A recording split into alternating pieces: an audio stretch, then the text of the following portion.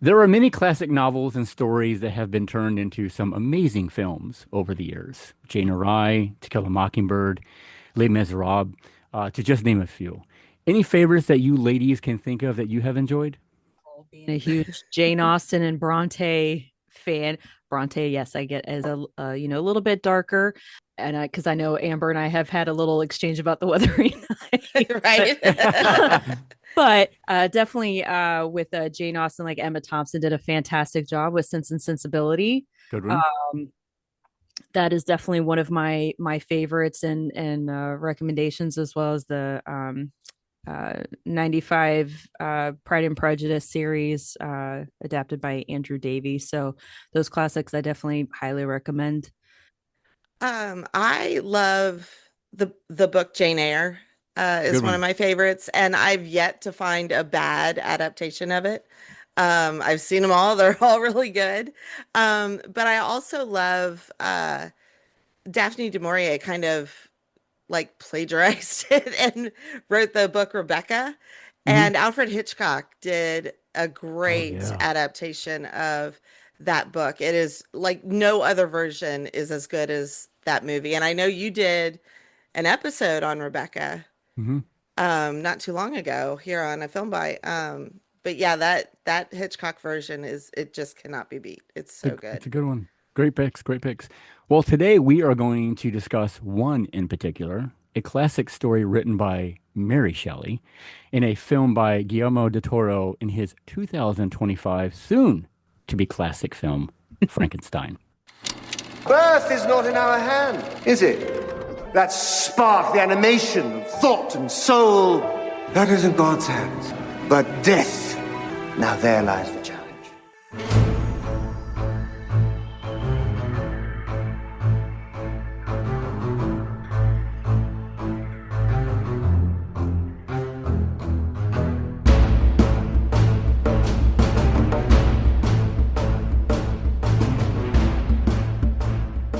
Hello, everyone, and welcome back. I'm David Burns, I'm Amber Lewis. I'm Angela Norris. and this is a Film by Podcast. Amber, Angela, I am beyond excited to discuss this masterpiece with the both of you. I knew Yes. once I saw this film a few weeks ago that we had to talk about it and we had to do it soon. Amber, I know you were posting on Facebook right away that somebody had to talk about this. I have watched it so many times now, and I got to tell you, it just gets better and better. Mm-hmm. Absolutely. There's always something new you either pick up on, a tone of it, an element of, whether emotional, just a, observation and the production. I mean, Mm, especially that, like, if you just watch it once, we're just kind of don't pay attention to the characters, just focus on the scenery and the design, everything, because it is a overall, it is just a complete work of art. Amber, I know you're the one that first pointed out it was a masterpiece, and it was before I had even seen it yet. So I was like rolling my eyes and whatever, Amber. It's not a masterpiece for crying out loud. We I know had the my reservations. Then I watched it. By the time I got to it, it's like, well, crap. Amber's right. Yeah. Well, I have done two different episodes on Guillermo del Toro's work. We did one over on Docking Bay on the film Mimic, and then we did one here on the film Devil's Backbone. Mhm. And I just, listeners that have heard those episodes know I cannot gush about him enough. He is one of my favorite directors, and this is a passion project of his. He's Mhm. wanted to do it forever. And so the minute I heard that he was doing it, I was 100% all in. Yeah. And my only regret is that I did not make it to see it in the theater. If they re-release Mm. it, like everybody needs to run and see it in the theater because the scale of it and the production value is just out of this world. Well, it was only there for a week, wasn't it? In the Yeah, it theaters? was very Very quick. Yeah. short. Yeah. And I'm like, when I watched it, I was like, why did I not see this in the theater? Because it's just absolutely stunning, and it needs to be seen on the biggest screen possible. Mhm. Yes. And it was That very would have been nice, aggravating. but schedule and timing allowed. Mm, Yeah. yeah, life gets in the way and Yeah. I'm, I am not one to rush to the theater like, you know, big, huge epic things. Hmm. Anything by Christopher Nolan, I know has to be seen in the Oh theater. yeah. We went to see the new Superman. That was like, Hmm. of course, have to go to see that in the theater. Mhm. But then other things like, the intimacy of it, it's fine on a TV. Like, I don't mind. But I was so just blown away by the detail in this movie that, like Angela was saying, every time you watch it, you notice something different. Hmm. And so just imagine the greater layers that you'll get into seeing it on a big screen. Like, Yeah, that's very, very true. I know typically we talk about the three facts in a trivia, but as you said, we've already covered Del Toro with you and Jeff did with the Devil's Backbone, which is a great film, by the way. yes, If you've not seen that, listeners, yes. go check out that podcast and go check out that film because it's fantastic. But I did want to give a quote that Del Toro had because he's got a lot of them, but this one kind of Mhm. made me giggle Mhm. because of who he is and his love. He says, if you're not operating on an instinctive level, you're not an artist. Reason over emotion is bullshit. Absolute bullshit. We suffocate ourselves in roles. I find fantasy liberating. And I love that quote. I love that quote Yes. so much from him. And to see his love, just everything he's done, you can see his love get poured into it.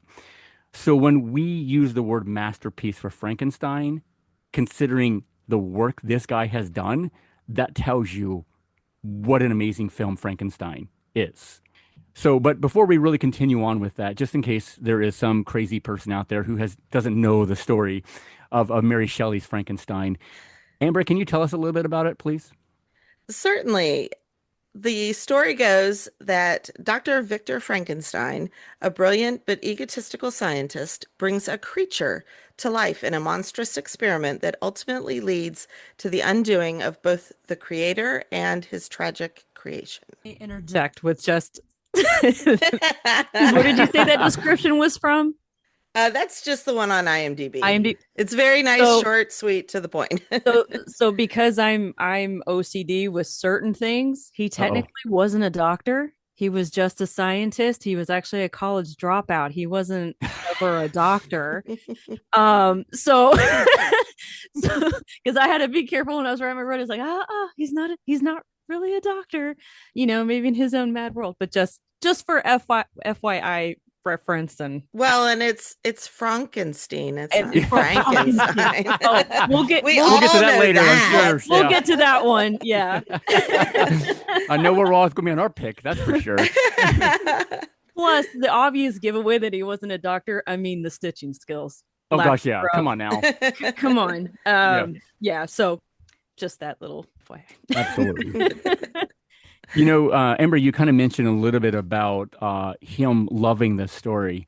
I mean, he says that he has loved the story of Frankenstein since he was like 9 years old. Yeah, that was And the this was tribute like a I pet saw. project of his over the years. And it just never got to the point where he was ready to create it yet, to bring it to the screen. And what really pushed him over the edge, apparently, was making Pinocchio for Netflix. Mhm. Because if you think about it, Pinocchio and Frankenstein kind of go hand in hand a little bit, just because Yeah. of the creature and Pinocchio, both trying to find that they want to be human, that kind of thing. So, That you know, as that the was a good iron, film. yeah, Yeah. oh, absolutely was. Yeah. So the iron was hot, and he decided, to go ahead and do it. And I'm sure Netflix it was probably in the contract with Netflix. Hey, I will do Pinocchio for you if you let me do Frankenstein. So, and Well, thus, and the smart thing that Netflix did was pretty much gave him carte blanche to do yeah. his movie. He famously had huge struggles with the studio on Mimic Hmm. and has never again been willing, to compromise his vision and will only Yep. work with studios that will, support him in that. And so I think, there's been a lot of arguing online about, is it a faithful adaptation and things that he changed and stuff like that. But you're not really going to see this to see an according to Hoyle, Mary Shelley adaptation. You're going to Right. see this to see a Guillermo del Toro movie. Right. Right. And the fact that it's this labor of love, he saw this movie, like you said, when he was 9, and his grandma took him to see it. And it was like scales fell from his eyes. Like Hmm. it completely was one of those just life-changing moments and Yeah. has always stuck with him. And so I was just so excited when I read that he was finally getting to do it. And then to see the finished product is like, you're like, want to give him a hug. Like, good job. You finally Right. did Yeah. it. I'm sure he's walking on cloud nine now, as good as it turned out. There's no Oh my doubt in my mind. gosh. You can Yes. definitely tell this has been in his mind and his heart and his soul and his blood, Yep. his whole life. And like you're saying, if him being able to work with a studio of, hey, trusting his vision and because while there have been several adaptations and spin-off kind of things, for someone to really, while there were changes, as far as the character relationships with one another from the book, he didn't lose sight of the heart and soul and the themes Not and at all. everything of this, which I really enjoyed. And and I'm not such a stick with that. If you can make it your own, reimagine, but not losing Hmm. that core, that soul of it, all the more power to you. And like I said in my review, if there was one person definitely to entrust bringing that to a new adaptation, it would be Del Toro. So, Well, and well, the love that he shows for not just the original 1931 film, but for the source material itself. I mean, mhm. the only thing I regret about leaving Twitter is not getting to follow him on Twitter anymore Yeah, because I've been off of there for over a year now, and he's such a marshmallow. And like when they were shooting this film, he went to Mary Shelley's home and like just left two roses on the doorstep, Oh, wow. and he used her handwriting as the font for the Hmm. credits. I mean, just little things like that Yep. he loves and respects her work. Yep. It wasn't just the Boris Karloff film that right. that got to Exactly. him. Right. And I really appreciate that. Sorry, Dave, didn't mean to. You're fine. But since you brought up, Del Toro, really acknowledging Mary Shelley's work, genius on her own, because I mean, she did write this in about 1818. So obviously, Hmm. you're thinking of that time period and her being a woman. Because something funny when I did watch the 1931 Frankenstein, I noticed in the credits, Yeah. Oh God. okay, you caught this too, that it's not the story by Mary Shelley, it's by Mrs. Percy B. Shelley. Yeah. And I'm For the watching, and I love. literally put it, I took my remote and paused it. I'm like, what the? You know what the is that time period? Damn it. And it's just like, without this woman, Hmm. and and the how the story came to be, and the friendships that she had, like Lord Byron, and her husband being supportive in this, and then basically kind of challenging each other to come up with an appropriate ghost story. But yeah, as soon as I saw that in that 1931 credit, I was like, oy vey. Yeah. I'm like, I just died a little inside. Understandably, I would have too. So I mean, it's yeah, Yeah. aggravating. Absolutely aggravating. yeah. It's funny that you're hitting all on this because while doing my research, I came across an article that really hit home about this film. Now, these are not my words, but are spot on about the film. The article reads, most of the previous Frankenstein films went after the horror aspect and truly missed what Mary Shelley meant in her book, and Del Toro captured it brilliantly. Mary Shelley expert Julie Carson says Del Toro's take is more faithful than most, not in plot, but in spirit. It's a story still told through Victor and the creature's eyes, still bound by guilt, but now rooted in emotion rather than ambition. Victor's cruelty isn't just scientific obsession anymore, it's inherited trauma, a violent father, a need to prove worth, a cycle of shame that echoes through every scene.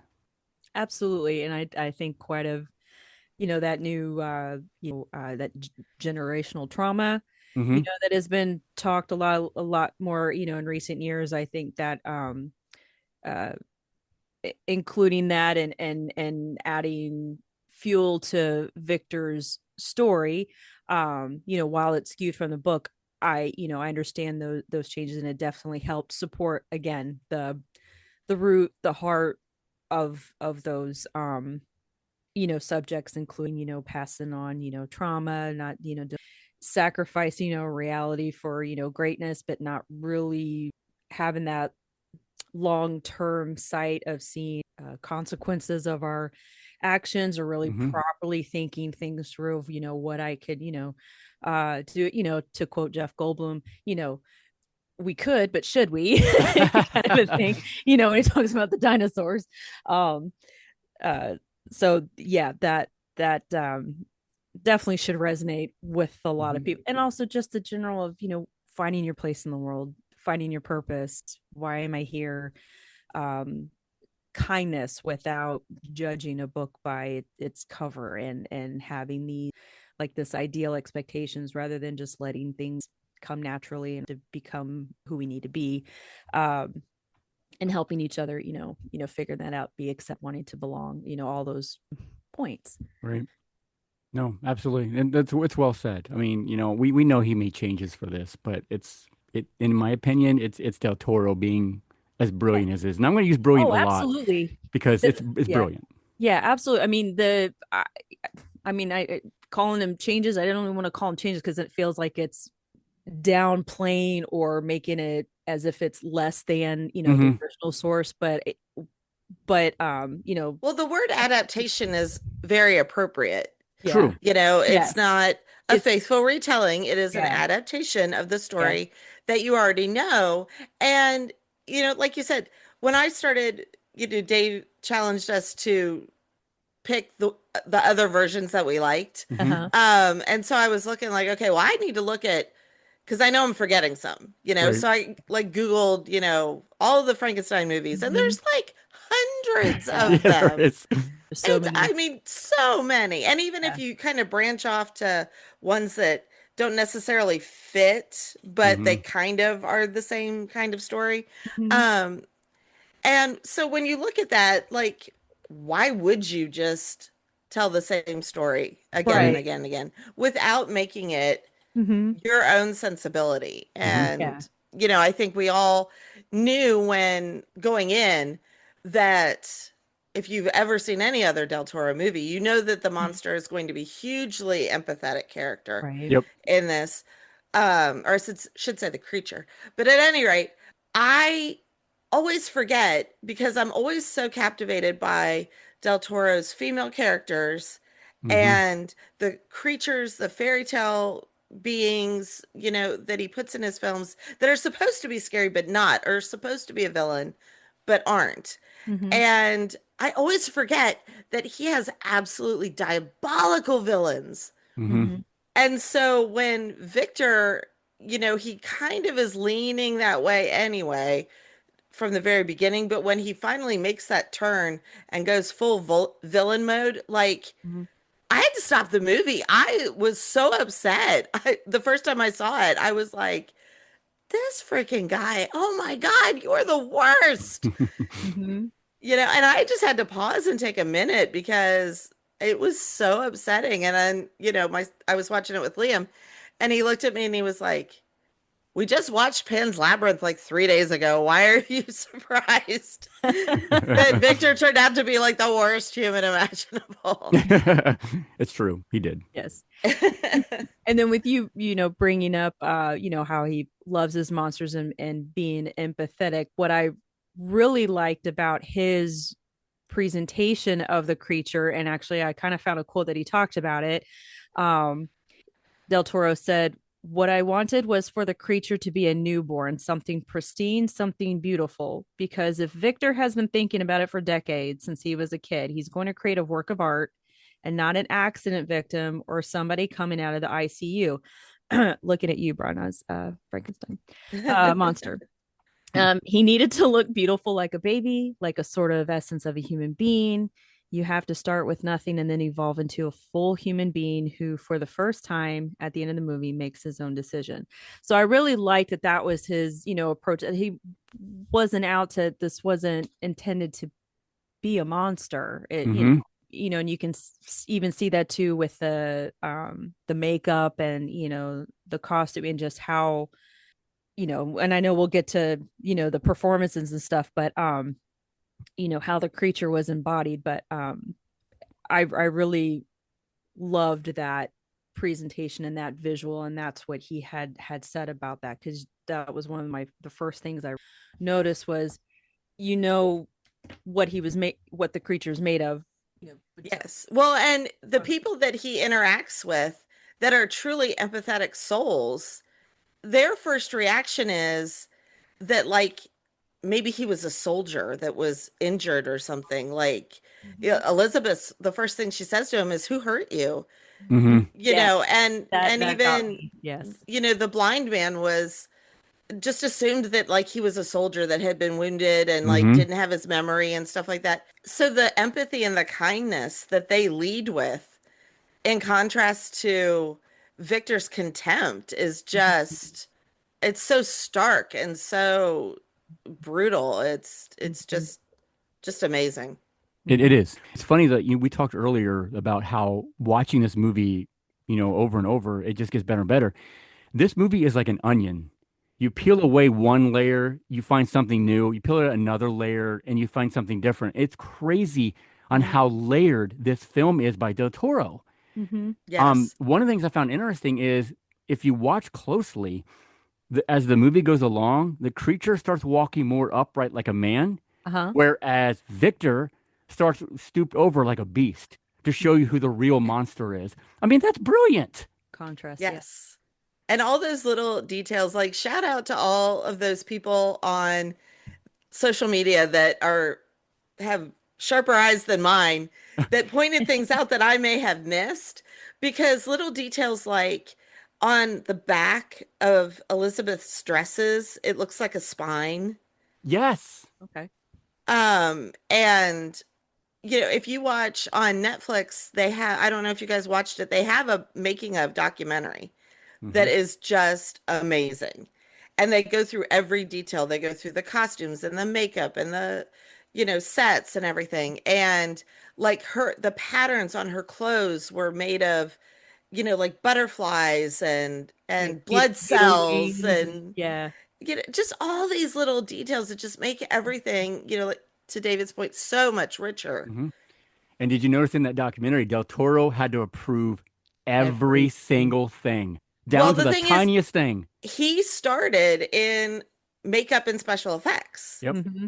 And so he knows how to do every job that he hires you to do. Hmm. So I love that he hires these true artisans Mm-hmm. to help realize his vision. Yeah. And, he said, other directors will put their office, like, by production and accounting. He's like, I put my office in the art department.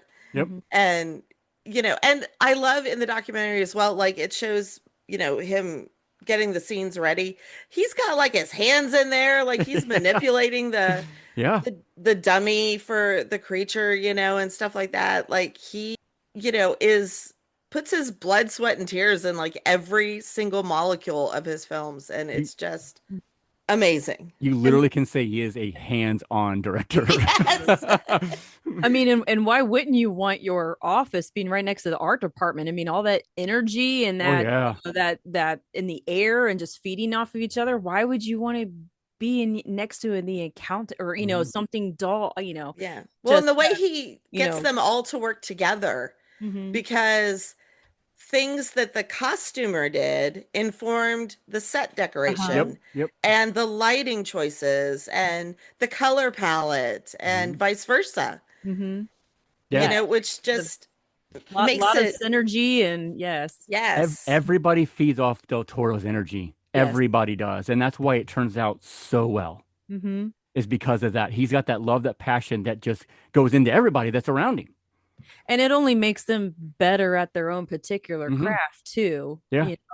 with that. So, even though they have, their amazing talent, on their own and then being pushed to that next level by Yeah. someone at the helm like Del Toro. I mean, who wouldn't want that kind of direction and Right. feedback and hands-on and be like, dude, because you're just gonna make me better at, my contribution to this, Hmm. huge, production. So heck yeah, what do Yeah. you got? Let me know. What can I do? You know what I mean? So really push to that level and challenging. So I mean that and hope, we'll see those people progress in other types of, films and so Hmm. forth. Because of them being under the guidance of him. When Absolutely. I saw Winona Ryder just did an interview talking about her career, and she was talking about working with Tim Burton, and Mhm. she said that he's one of the few directors that doesn't direct from Video Village. He is like right next to the camera in your face, Mhm. like directing you every second, like you are in the moment together. Mhm. And Guillermo does the same thing. Like Yep. he is right there, guiding them through. And so you get these amazing performances, Yeah. that are so gently guided. Hmm. Mhm. And, it's a collaboration that just, not a lot of productions have. They don't. And that's why he wants control over everything because he Yes. doesn't want the studio to say anything. And I'm 100% behind him on that for sure. Well, I tell you what, let's go ahead and take our break. And when we come back, we'll start talking about this cast. We have a lot to talk about. So we will be right back. Welcome back, everybody, where we are continuing our discussion of Guillermo del Toro's Frankenstein with Amber and Angela. So, ladies, let's talk about this brilliant cast. And again, I'm going to keep using the word brilliant because everywhere you look in this film, it just is everywhere. So let's start off with the man himself, Victor Frankenstein, Oscar Isaac. So I know he was the only choice for Del Toro. He didn't want anybody else. He went right for Oscar Isaac. And I know Oscar has done quite a few things over the years, but I got to tell you, without question, this is his best performance. Yes. Yes. 100%. I mean, we can argue later about the fact that Sinners is still the best movie of the year. And I want it to win all of the things, but I would not be sad if Oscar Isaac won uh, all the awards for Hmm. this performance because my God, Yeah. he is amazing. And I hate him so much in this movie. Like, I love him as an actor, but oh my God, by the end of the movie, you're just like, will somebody please shiv this guy and put us all out of our misery because he's the worst. He is. And he plays it so well. See, that tells you when an actor does a great job, when you hate them so much. Yes. Yep, absolutely. Because at first you're kind of supporting him, like, okay, this guy's got this dream, his ambition, he's obviously still hurt, the trauma of losing, his mother. And in this case, then blame, even blaming, the father who was an actual doctor. And but unfortunately along the way he's still in that grieving trauma process, still skipped several levels of emotional growth and really human connection. And so bringing it back around where Oscar has all this trauma and obsession to work through, and then like you said, seeing how at first you're kind of rooting for him, and then you're seeing all these things that he's really overlooking and missing, and then especially when the creature comes into, and it just is just it is a steep downhill from there until you're like, oh my God. And then But I love how he gives you hints of it Yes, he in the does. beginning because Oh, when he's in that tribunal scene, that scene is very upsetting to me because he already shows the contempt for life when he reanimates that corpse and the and sounds, and you're just you don't know like Mhm. what consciousness this Yeah. thing has, and he just plugs it in, makes it do a trick, and then just brutally unplugs it, and it sort Yeah. of gasps as it, kind of dies again, so to speak. And he's not even really looking at it. Like he's not even, it's like he turned on a machine or something that is without feeling and just the absolute contempt for, whatever it is now, Yep. it was a human. Yeah. Even his line, please, always works. When he says please to give the ball back, and he even that's like, snaps. man, you're a jerk. Yeah, he either snaps his fingers or he taps the table or something Yeah. like really condescending like that. And it's just just horrific to me. Like Hmm. I don't know. That just got to me. That scene really bugs me. No, It that should. was hard to watch. And then you're like, who raised you? Right. Well, we saw who Well, raised him. Yes. Tywin Lannister. I mean, Yeah. Yes. he wasn't doing good from the get-go. Yeah. Speaking of a guy who you just immediately hate as soon as he appears on the screen. As soon as he Oh appears. my, Like, his voice even like Yes. just everything about him is such a smarmy yes, jerk. absolutely. The guy is a jerk. So yeah, he is just a trail of red flags. Yes. But I just can't get over how, other Frankensteins, because there's so much violence Mm-hmm. in the second act, you don't really focus on how broken or evil or misguided or, morally defunct they are. Mm-hmm. Where this is just, it's like all on Oscar. Like, it's all you. There's no getting out of it. There's no excuses. There's no, this is the evil that you are. Yeah. And to just play that Mm-hmm. despicable villain, I mean, it's just, And with he just trying goes to, deep. yeah, and but with trying to, garner favor from the audience of, oh, but it's for science and It's for figuring science. things out, and it's, an ode to his, mother, and you're just like, "Ah, that's so Is it though? yeah." I'm like, that's a very sure, blame the woman for your, Right. you're crazy. Yeah. If anybody needs fixed, it's you. Well, and like the one in the story, kind of the redeeming through line is that he and Elizabeth originally are fiancés and Yeah. really do love Mhm. each other. And that's like his one kind of redeeming thing, is that he really does love this Yes. other person. So he does have some kindness and some goodness in him somewhere, He had where the here ability. it's just gross and creepy because He's a he's slime ball. hitting on Yeah. his brother's girl, and Yeah. like Yeah. he's just gross. Like, It's like, dude, man, stop and it. I love that she does not even fall for it for Yep. even like a millisecond. Like, she Yeah. Yeah. calls him out on his bullshit the moment she meets him. Mm-hmm. Uh-huh. And I just think that is like chef's kiss. And again on her wedding day, she's like, Yeah. "Are you Yes. capable of not telling a lie?" Yeah. Yep. Yeah. Yeah. Um, Mia Goth was awesome as Elizabeth. I I have never seen her in anything. Have you? well, she's done horror films. I haven't Okay. Um, either. I I It recognize her takes from time to warm X. up. That's where I first saw her. Was the movie Okay. X. She was also in. Did you ever see the movie Everest? Yeah. She Long played ago. Meg Weathers in Everest. Oh. Yeah, but she's not been in a ton of stuff. But she's just now starting to get a name for herself because of the horror films like X Hmm. and Maxine and stuff like that, and Pearl. Hmm. So she's starting to make a name for herself. But I thought she was brilliant as Elizabeth. She was Yes. intelligent. She was not fooled by anybody. She wasn't going to fall for Victor at all. So I love the way she played that. And her humanity is so beautiful. That Oh yeah. scene where she first meets the Mhm. creature, and she puts his hand on her throat to teach him how to talk, like, Hmm. Mhm. and then the whole thing with the leaf, Oh, the and leaf. Oh, Yes. oh my Yeah. God, just to see someone just exude such kindness and empathy it's really hard to play without looking like you're just the saint that's hmm perfect and an unflawed human. And she comes off as very real, Very yeah. but genuine. interested in the natural world in a way that Victor just has no capacity for. Yeah.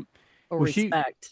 she was Hmm. teaching him like a kid. We're gonna go back to what Yes. you were talking about. He was a newborn that Del Toro wanted. I just her line when she goes, "Is this for me?" I Hmm. loved that so Yeah. much because it showed that love, that innocence she had for this Mhm. creature in front of her. She didn't see it as a monster or anything like that. She saw it as somebody who's new and just learning things in life, and she was respecting the things that he was doing for her, and she Mhm. was returning that to him. I love that scene so much. Well, Yeah. and the patience that she shows. Victor tried for like 30.2 seconds Yes. to Yeah. teach the creature anything, Mhm. and then locked him in the basement. Like, he just had no concept of how humans evolve and grow, and no patience whatsoever for discovery. Hmm. Mhm. Kind of Yeah. going back to what Angela was saying about Jurassic Park, like, Jeff Goldblum has another great line where he says, "You stood on the shoulders of geniuses and you took the next step. Yep. Like, you didn't earn the knowledge for yourself, and neither did Victor." Like, Mhm. it wasn't like he Hmm. studied life, he studied the bits that make life, Yeah. Mhm.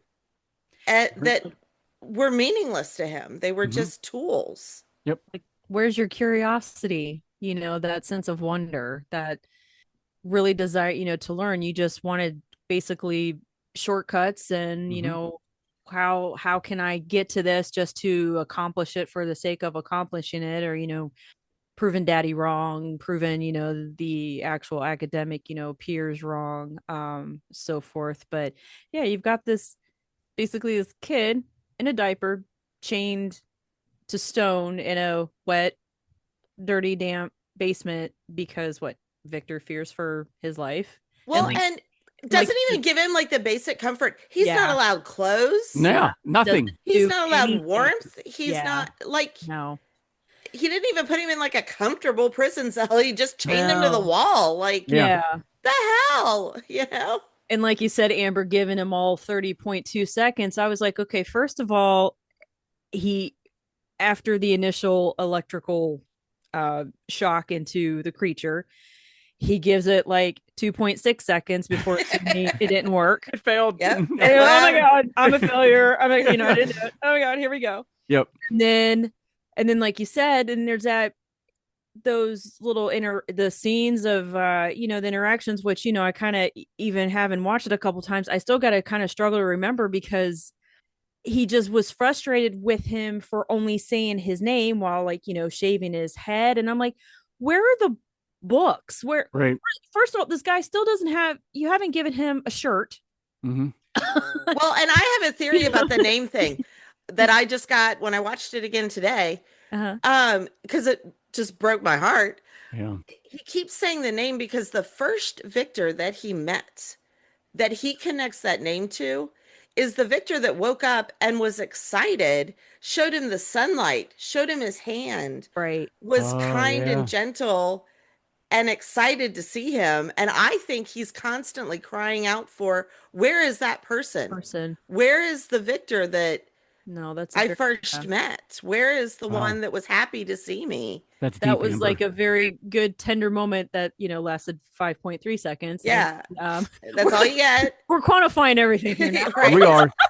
And how about Victor going back to what his dad did to him by smacking his face Like, for not learning something? Yeah, Now he's doing the God. same thing to the creature. Yes. Yeah, like, because face is vanity, but he didn't want to hurt his hands because Yeah. that's what he would be using to create. But yeah, I'm like, dude, do you need to own some more mirrors and for some literal reflection. Right. But yeah, that bothered me. I felt that slap to the face with that, and just no, like you said, no patience, no, where's that wonder, where, and like, I mentioned in my review, I'm like, he just expected him to just, get upright, start tap dancing, restart, reciting Shakespeare, and We're putting other Ritz. Yeah. E equals MC squared, which hadn't been known yet, but for the Right. sake of argument, all this knowledge and stuff, and again, but from again, not really going through the appropriate learning process, even as an emotional being, as well as a student. It's like he just completely was like, no, I don't want to do the fundamentals of this. What do you mean I'm supposed to be a dad and a teacher and a it was, I'm like, and so it was very much at that point. I mean, I knew Vic, but after that, I'm like, oh my God, I want you to suffer such dire consequences for your behavior to this creature. Well, and he also he doesn't show any empathy for humans either, because Nothing. I noticed again, like you said, every time you watch it, you see something new. When Christoph Waltz gives him the reveal that he is ill, and this is why he's funding this research, is that he is hoping to, be able to have a new body himself because he's dying. This horrific death, like he's describing this horrible, torturous, horrific death that he's looking down the barrel at. And Victor, the whole time, if you watch Oscar Isaac, is not listening to him at all. No. He's like, look, he's nervous because the storm is beginning. He needs the electricity to reanimate the creature. So he's kind of like, okay, it's all very sad. Can you shut up? Because I have to go turn this machine on. Like, oh, you're dying? Well, anyways, I got who for you. I got a lightning bolt to catch. So, see you on the flip side. Right. And along with the vein of just lack of acknowledgement, and since you brought it up, I'll bring it up. But the end where Elizabeth is shot Hmm. when Victor is aiming for the creature, but instead he gets her. It's just like it doesn't even dawn on him. I didn't do that. The guy Yeah. next to me did that. Yeah. And The then when creature he, killed creature her. did it. yeah, it was his fault. His fault because she was trying to protect him, so it's his fault. So Well, and like he blamed the creature for Christoph Waltz Yeah, dying. for Harlander's Yeah. death. Yep. Hmm. Yeah. that, and then when he's walking by her now dead body on the rock, and he's no his goal just like that, catching that lightning bolt. No, I just got to catch this creature. Yeah. Whatever. Yeah. Like it was just a dead squirrel line on the road, which I still get upset and cry when I drive by. So I'm not knocking down or lessening the death of the squirrel, but it was just that same attitude You're of right. like it that like no. I'm like, oh my god! I'm like, you have like no redemption arc. He doesn't. He only cares about himself. That's it. Yeah, I mean, even at that point, it was just no accountability, Yeah. no response. Like, still no. Maybe I did do something wrong, but not in the way he assumed he did it wrong by Right. creating abomination, which I do have a little side rant for later. I'll hold off, not to take over anything, but yeah, That's just funny. That ship has sailed. Yeah, that's already gone. I don't know what you're talking about. David has I know. lost all control of this Yeah. conversation. Sorry. We let him think he was in control, like right for the Just a little bit. introduction, and then Just a it was little bit. like, yeah, you're Yeah. out. But Well, I do want to talk about another person who deserves an Oscar, and that is Jacob Elordi, Yes. who plays yes. the Yes. creature, because he takes the creature to a whole new level. He is a master, and as you both ladies, acting with your eyes is something that you're taught to do, and to perform. And he does such an incredible job of facial expressions, his eye movements, everything that Physical. it just shows you the innocence, the anger, the fear, the heartbreak, everything, every emotion you can think of, you can see it in his face when he's supposed to do it. Mhm. And the casting of this guy was perfect. Well, it I worked know he out. wasn't original. He wasn't Yeah. the original Yeah. person who was supposed to play that. But thank God it did work its way out, Yes. because this guy deserves an Oscar for this damn role. Well, and not only that, but through full body prosthetic. Mhm. Yes, like 10 hours, wasn't it? Yeah. Yeah. He would start at 2 in the morning, get done at like 2 in the afternoon, and then, be able to do his scenes. And to be able to have that kind of expression, when you're under just all this layers, and Hmm. to use that to inform your performance rather than hinder it is a singular talent. Hmm. Agreed.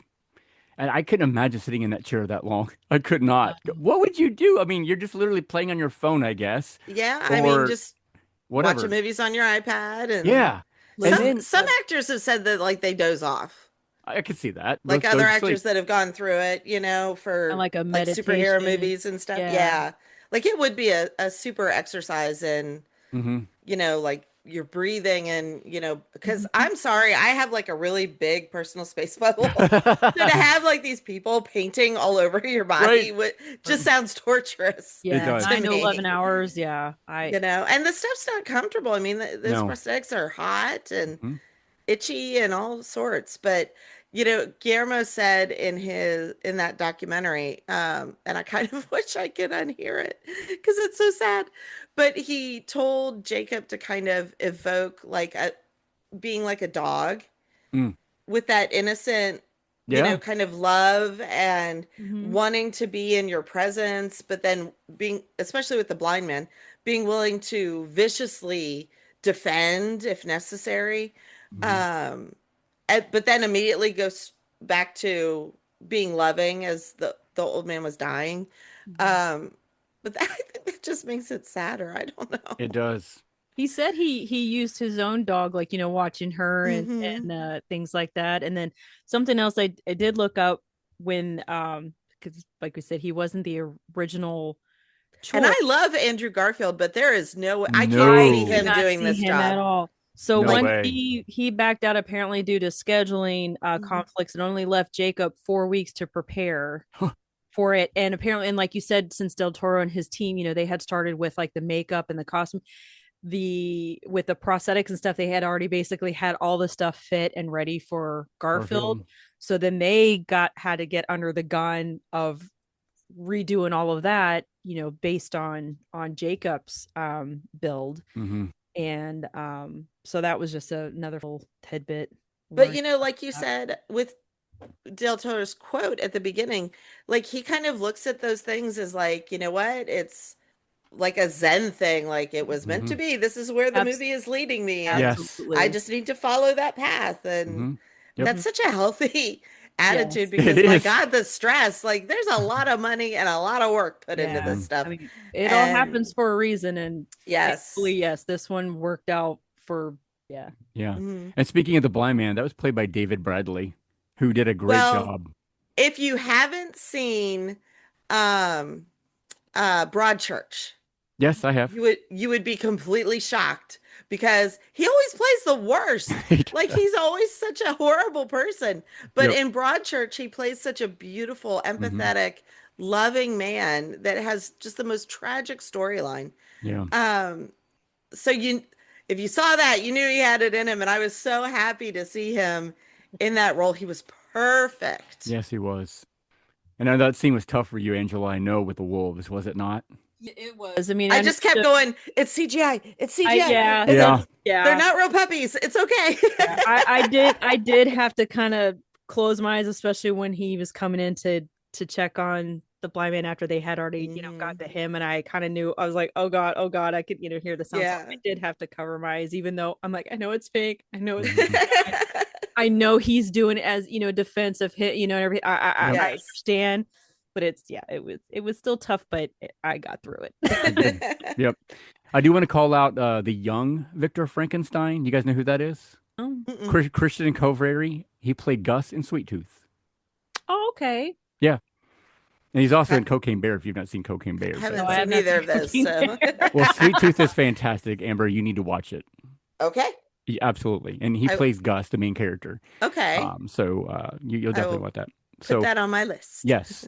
I do, as you ladies know, I love to talk about the cinematography, the cinematographer themselves. Dan Lawson is the guy who did this. He has done some other things, obviously, with Del Toro. He did The Shape of Water. He did Crimson Peak, Nightmare Alley, and he did Mimic as well. He's also done a few of the John Wick films. He's done The League of Extraordinary Gentlemen, Darkness Falls. And I don't know if either one of you have seen this foreign film called Brotherhood of the Wolf. Angela, I know you have not because it's a horror film. But it is very, very good. But anyway, I have, but I don't. You might have. It's an older film. Yeah. So it's been around. It's been around a while. But just this guy's work in this film. I know a lot of this is storyboarded by Del Toro, but it still takes a very talented camera guy to pull all of that off because they are in charge of the lighting, and the lighting in this film is absolutely beautiful. But one of the things that I noticed in watching this so many times, that camera just glides. It floats. Like it's not even like almost like not normal camera movements. It's crazy. It's almost like you're in a dream. You're there experiencing what's going on in them scenes with that camera work. And if you've seen the behind the scenes stuff that you talked about, Amber, did you see how they were able to take apart some of the sets? Yes. So the camera can move? Again, the marriage of these different departments working together. They had these flying walls that you're really in this set. People think that there's so much CGI in this movie. There's really not that much. Yeah. These are all practical sets.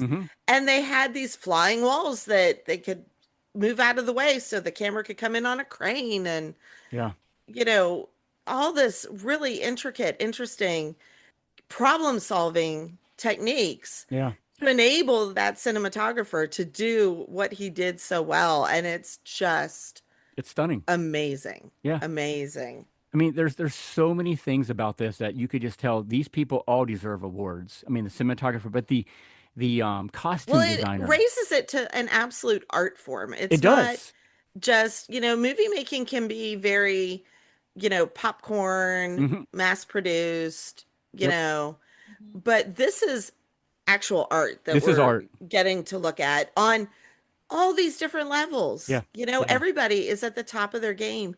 creating this unique world that we just are immersed in. Hmm. Did you, I know you caught this with watching the documentary, but that the use of red was just for Victor's mom? And that's why Victor Yes. has red on him is a representation of his mother. I thought that was so well done. And I don't know Hmm. if I would have caught that. I probably would have on like Well, the and I first love couple that of it's times. always on his hands. Yes. His It's always gloves on are his hands. red. Yep, yep. And then at the funeral when he was walking away, he had the red scarf on around him. Hmm. But yeah, his hands had the red. And if you notice, Elizabeth had some red. She had the red umbrella. Hmm. She had the red necklace. So she had a little bit of that going on too. And I think it was almost telling us he's kind of thinking of her as that way. If I know that sounds weird, but Well, I mean, it kind of did. Why else would he use the red in those scenes? he's clearly got mommy issues if he's chugging Yes. milk all the time. Yes, he does. Good grief. But and also it's kind of foreshadowing for her too because she's going to have this tragic fate. Hmm. Um, you know, and so you get these little flashes of, you know, the danger that she's ultimately going to be in. And I saw the costumer talking about the lengths they had to go to on her wedding dress to make these layers so that the blood would bleed in like this certain way. Like, my God, I so don't. creative. I don't know if I want to say that was beautiful because she's bleeding, I but mean, it it's was horrible, but it beautiful. is beautiful. It Yeah. really was. Him Hmm. carrying her out like that, and the red is just coming down the white dress. It's like, holy crap, that is amazing. Yes. It's like a painting, like a It painting. is. Yes. Almost every scene was like a painting for crying out loud. Even the opening shot, when the camera opens up in the north and you see Hmm. they're stuck in the ice and that camera just slowly glides in. The blue uniforms with the white background with the snow. My God, that was stunning. Well, and then when they get to the laboratory and you get this great outside wide shot of like the sun setting Yep. with the tower on the right and then the birds flying out, like it's Yeah. so gothic and so like that was like a little wink to the 31 version, I feel like. Oh, it has to be. Yeah. And then did anybody else feel like when they went into the building, into the laboratory, when they first go in the entrance, that is 100% the house from Crimson Peak. Oh, it has to be. At Like least it resembled a it very closely. 100%. Yeah. Yeah. And the shot of Elizabeth coming down the steps with the candles. Come on, that was 1931. Yes, Totally. yes. Yes, that was a nod to In her that film. nightgown and everything. Yes. It was Yep. very Haunted Mansion. I loved it. Absolutely. That was great. I feel like we're talking over Angela. Angela, I you've gone know. quiet now. Oh, you're good. I space. It's a good problem to have three people so enthusiastic about a Right? film that like Yeah. none of us can shut up about Yeah. it. Well, just to go back on, when you guys were talking about the red, Yeah. that it's a good representation that it connects him to his mom, whom where he loved very much and wanted to do this, became obsessed because of her death. Hmm. And then you have the Elizabeth, who's now kind of become his other obsession. It is too strong of a word, but the other female in his sights that he's that was engaged to his younger brother, and um so those two females have a connection to him, even though he's is lacking all things that one needs to have for a proper connection. So it makes sense that they use the red with that. And I love that Del Toro said, no, I want color. I don't want to black top hats. I don't want Dickensian. Yep. I love the Victorian, I love the Charles Dickens stuff, but I totally get why you wanted it, and it works so well, that palette and that those colors and having that symbolism, which there's a lot of in this. Did y'all get that was Mia Goth playing both roles? Because I didn't get it until I read Not it. until after I Not till read, afterwards. Yeah. Like I totally did not recognize her playing both roles at all. No, I didn't either until afterwards. I was like, oh, really? And then I go back and watch it again. I'm like, oh, okay. Apparently she didn't know either until she showed up like, hey, by the way. Well, it's funny. The movie I told you about, the horror movie X, Yes. she plays two characters in that one. She plays Oh, an no way. old woman, and then she plays the young girl. They're two different characters, but she plays both. So it's Oh, like apparently that's Mia funny. Goth is like just really good at that. So like let's just use her. Okay. Yeah. I did see that they did make some kind of a prosthetic for part of her face for the For mom. her nose. Yeah. Yeah. with that to give a a little bit of change. But yeah, I still was like, oh, I I mean, it didn't change her face that much, but I No. just No. didn't. I was so lost in it that I didn't even Right. Yeah. realize it was the same person. Just because you tell you're so involved with the movie when you lose track of that kind of thing because Mhm. you're just absorbing everything and you're not realizing what's in front of you like that, you know. Yes. So Yes. that's perfect. That's just great storytelling is what that is. Well, Mhm. ladies, let's go ahead and take another break. When we come back, let's continue our discussion of the film itself, which we've already done. But hey, we'll be right back.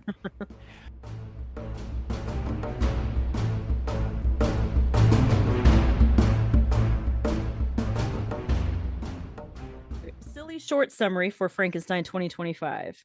A mid 19th century mad scientist with daddy issues resurrects a creature made from a bunch of dead dudes, only to discard it shortly after for being dumb and disappointing. After becoming educated, the hunky creature returns to its absentee father, requesting a girlfriend, but is cockblocked and rejected again. Mayhem ensues in a murderous rage across the Arctic. All right. Oh my heavens. My, Angela, but okay.